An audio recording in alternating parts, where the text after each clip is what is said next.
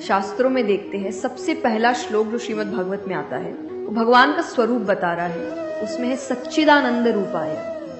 सच्चिदानंद का मतलब होता है तीन चीजें मिलकर बनती है, वो है सत, चित और आनंद। जो ये तीन चीजों को जीवन में समझ लेगा सही से, उसने भगवान को समझ लिया। ये भगवान का रूप ही सच्चिदानंद है। तो सबसे पहला है सच, जो कहा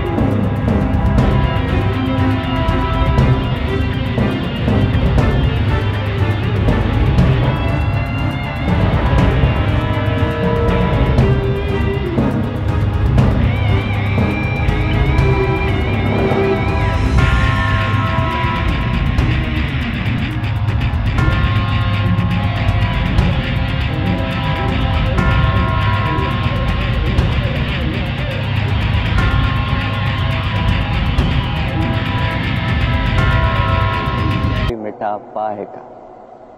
मिटता केवल ये शरीर है जो पंच तत्वों में समा जाएगा।